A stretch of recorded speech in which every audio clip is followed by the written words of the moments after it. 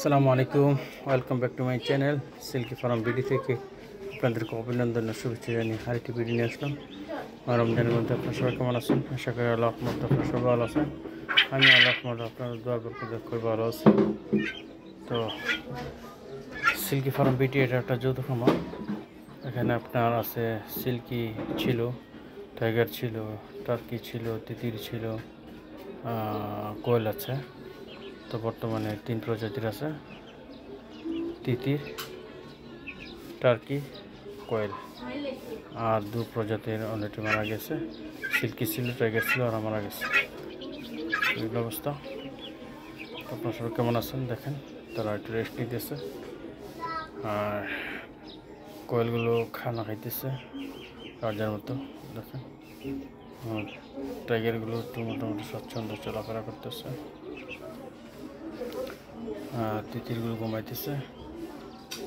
তো কী বলবো, আপনারা যদি কোনো ফার্ম করতে ইচ্ছুক তাহলে একটু বড় সাইজের মুরগি নিয়ে করবেন, তাহলে বাচ্চাগুলো রোগ শোক কম হয়। তো আমার ফার্মটা রোগে জর্জরিত হয়ে গেছে।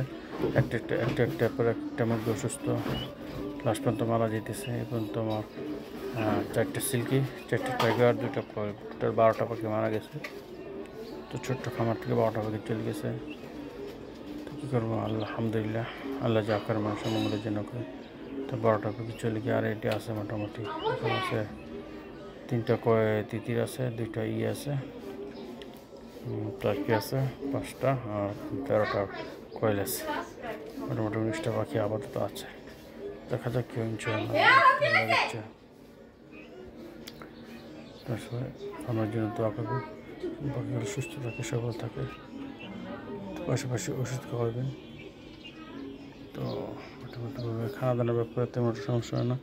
ওগুলো আপনার খাইতেছে খুদ, চালের খুদ যেটা বলে ফিট, সব কিছু দিতে পারেন, কোনো সমস্যা নেই। ঠিক আছে? তো এই অবস্থা।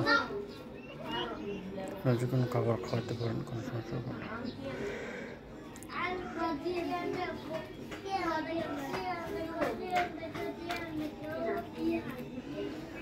তো যদি কোনো বই চান ফার্ম করতে পারেন, যেহেতু ফার্মও খায় সমস্যা না, তারা সব খানায় খেয়ে থাকে, কোনো সমস্যা হবে না।